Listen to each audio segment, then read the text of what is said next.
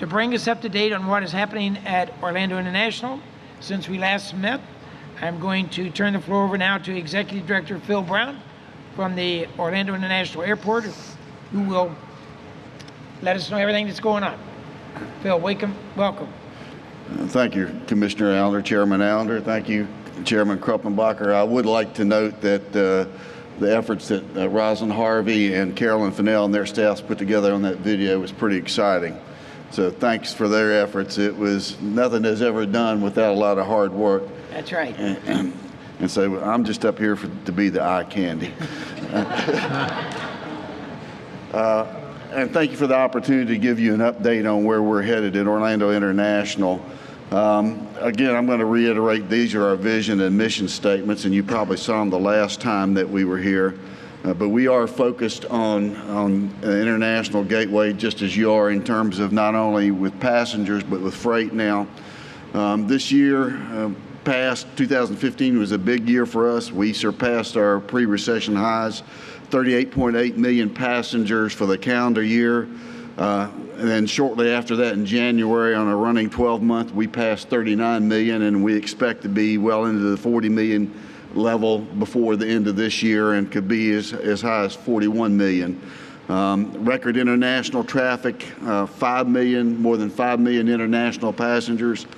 And just as an aside, that number doesn't include those passengers that pre-clear out of Canada, because this is really the passengers that clear through our federal inspection station.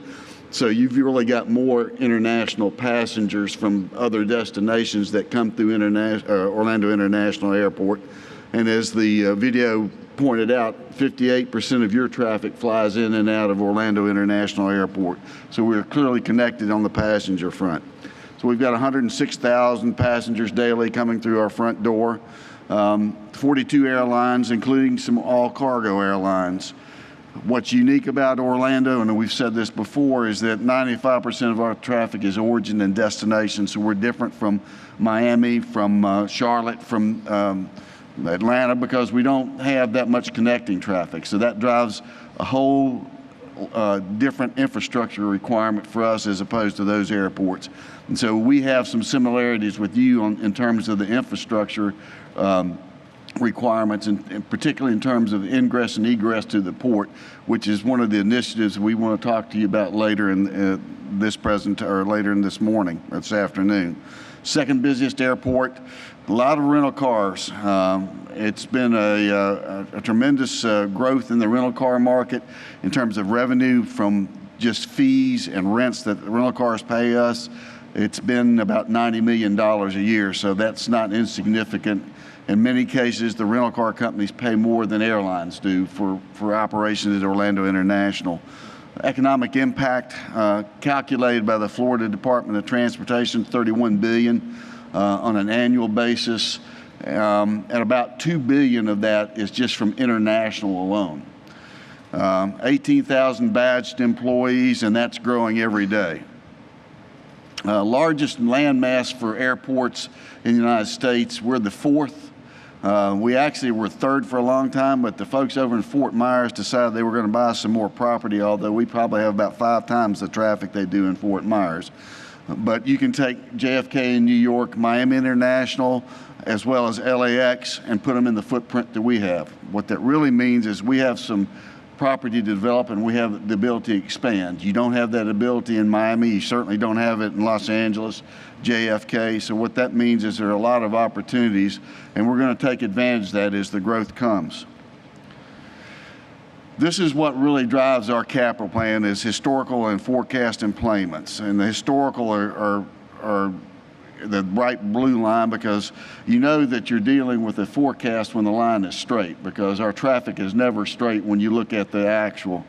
But our compound average growth rate for domestic has been about 2.1%. International has been about 6.6% over this time period. These are some of the new services that we've added since our last meeting. A lot of domestic, a lot of international. International such as Copenhagen with Norwegian. We also have Lima with LAN Peru. Swift Air is a charter airline that goes into Havana. We are in the process now of having requests from airlines that have now been authorized on a scheduled basis to serve Cuba. We're looking at that even as we speak now. The growth of passenger 2013, 14, and 15, and you can see that the international is a larger component. It's gone from about 10% to well over 13% of our traffic, again, translating into 5 million passengers annually. The cargo tonnage, that's actually increasing. And air cargo has over the last couple of years has been drastically reduced. Part of that has been the fact that fuel prices for marine cargo have gone down like everything else. And so there's also been some technological developments that to your benefit, that now you can ship perishables and marine cargo with some of the technology. You weren't able to do that before. So we have most of our cargo that comes in the form of belly cargo. But when you go back to the earlier discussion about the landmass, we have some facilities over there that are ripe for logistic development, warehousing, things like that, which is an area that I think in the future may be something for us to consider jointly. Destinations in terms of domestic, 76 U.S. destinations, the most in the state of Florida, and those increase on a weekly basis.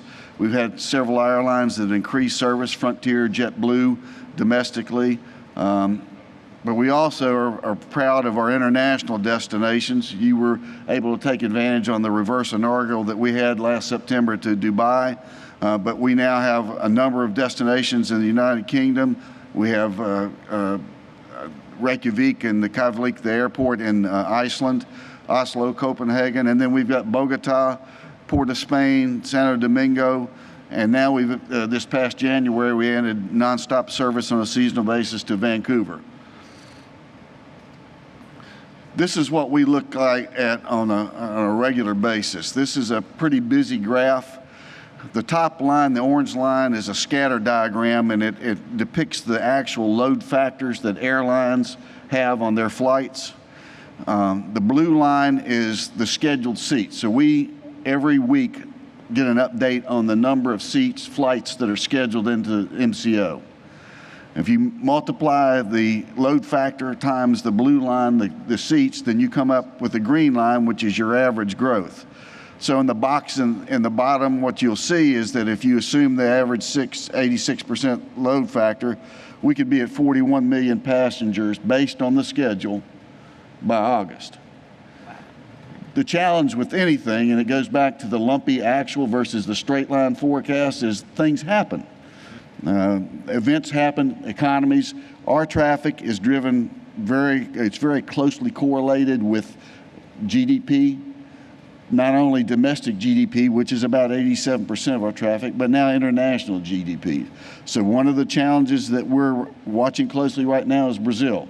Brazil has a lot of political unrest, a lot of economic challenges, a lot of inflation. So we're starting to see the indications that traffic softening, that the length of stay for the Brazilians is reducing. The spend in places like Mall of Millenia and the Florida Mall are being reduced.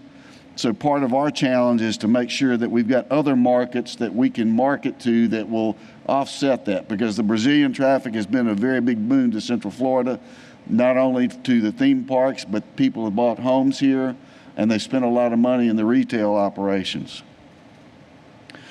What that capital plan is driven or the traffic is driven is a capital plan, and we're in the midst of a $1.13 billion capital plan now. That has been approved. This coming March, our next board meeting on March 16th, we are going to have a presentation to our board about the South Terminal and a request to add that into our capital plan. Up to this point, we've had authorization to do the design work, which we're fully engaged in now. We have architects. We will be selecting a construction team later this month that will come to the board at a later date. But the traffic right now is to the point that we're starting to see some concentration, some constraints in our terminal, and we're going to need to expand, because that is a long lead decision in terms of the capital investment. We need to be on the front end of that, and we need to be doing that now in order to accommodate the growth that we see coming down the road. So some of the projects, and this slide is one I like to show just because it confuses everybody. But this is the funding plan. And those of you who've listened to me talk before know when I start talking about the color of money, because we're a governmental unit, we have to have certain sources of money that can only be spent on certain projects. So when we put together a plan like this, it requires us to go to our own revenues, to passenger facility charges, which are charges that have to be approved by FAA that are on the airline tickets. Right now it's a $4.50 add-on to the ticket. But those come back to us, the decisions made locally, the airlines collect them, they take their administrative fee, they remit them back to us. But we have been able over the years to fund expansion with Orlando International, and we will have to continue to do that in the future. We also use our own revenues. We do it on a pay-go basis, but we also issue bonds.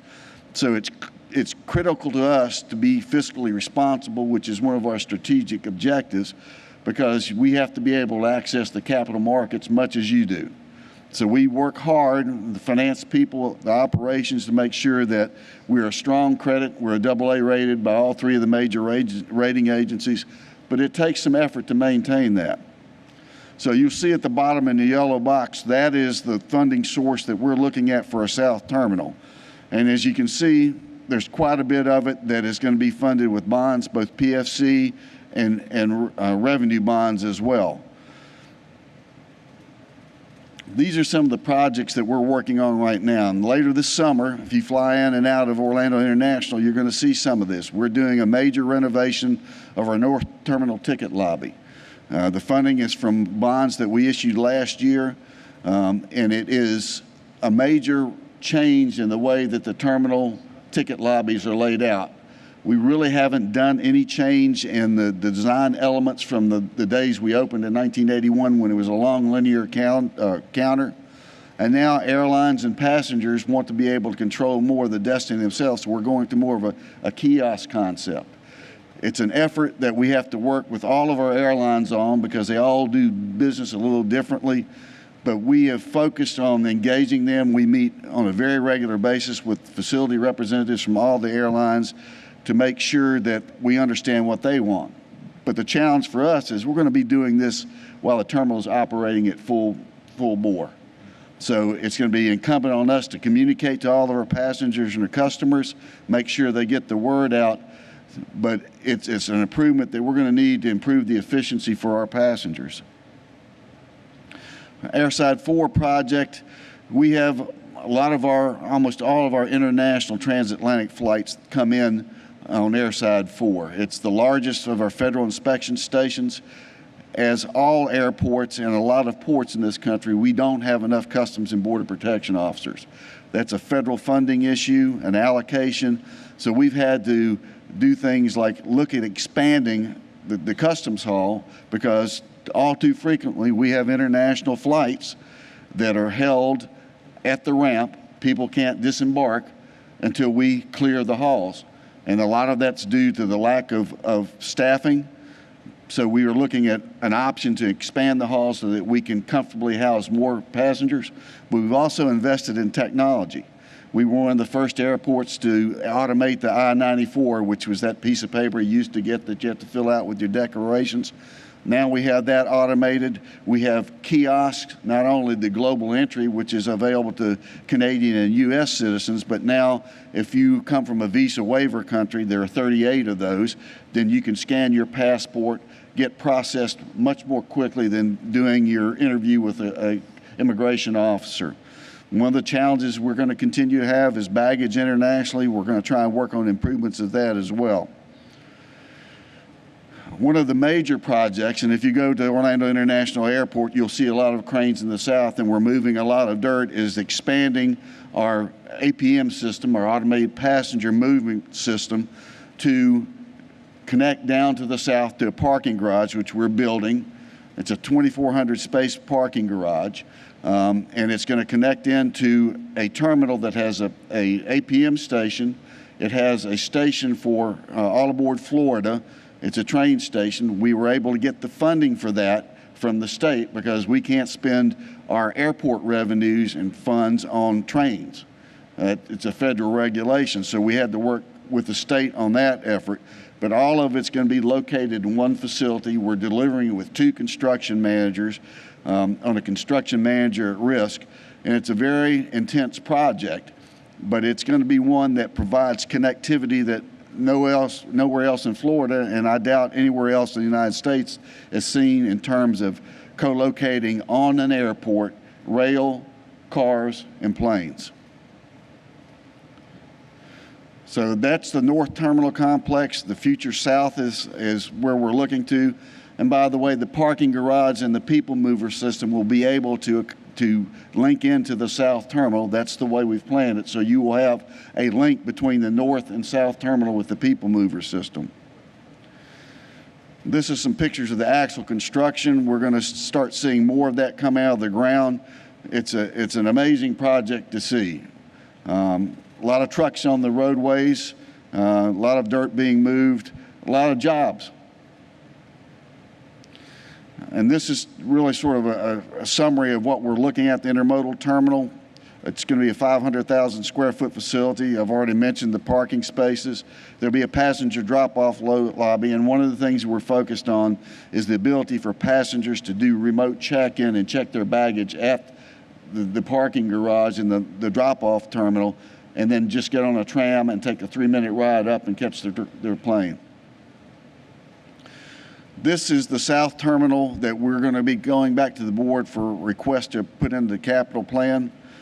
Ultimately, we'll have a 20,000 car garage build out, over 1 million square feet of airport transit-oriented development opportunities, intermodal station with potentially 4 rail systems, including Sunrail, which is scheduled to connect into the airport, as well as the people mover and all aboard Florida, rent-a-car facilities, and secure SkyRail gate connector, and we have the potential for 2 500-room hotels there as well.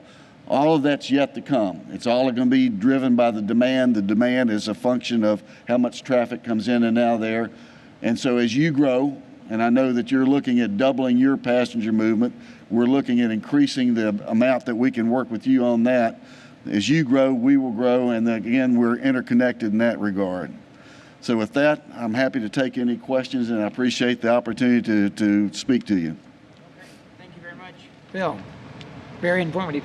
Any questions any commissioners might have? So, Okay, thank you. What we're looking for, what our current facilities put. Chairman Kruppenbacher wanted me to add one thing. Our North Terminal Complex is designed for 24 million passengers, so we're accommodating, as I said, 39.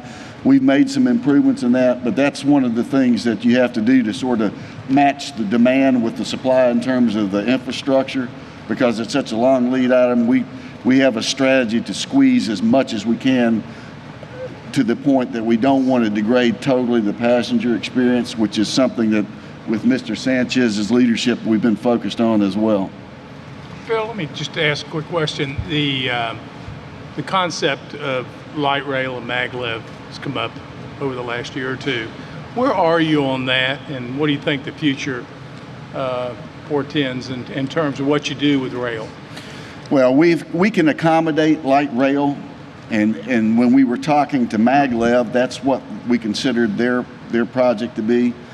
What's transpired over the last 6 months is some detailed discussions. We've been actually in discussions with Florida EMI originally, and now they have a backer, a Spanish investment company, Global Via, that also operates train systems. They actually operate the Heathrow Express in London. And what they've come back, and we went through, because the technology for the maglev that was presented was something that hasn't run in a revenue generation mode anywhere. So we went through some discussions on the technology. We had some criteria that they had to meet.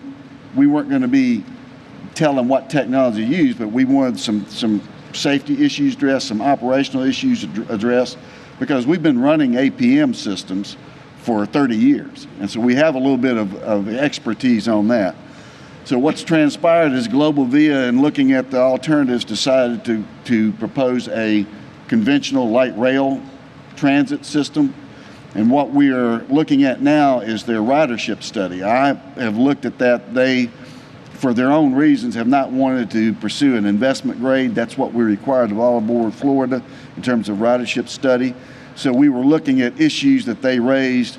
And so right now we're pretty much in the weeds on trying to ascertain in their ridership model how accurate it is, what it's going to do to our revenues, because it will have an impact on our revenues.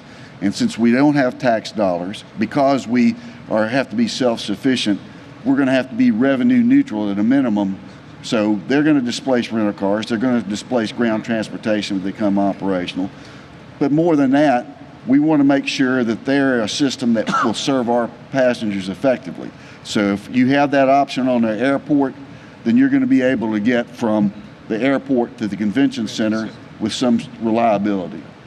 Tom, on that, what's interesting about this project as we've gone through it is, unlike Sunrail, you know, the Citrus Bowl, all the big projects, we have not seen the tourism industry pushing this project at all.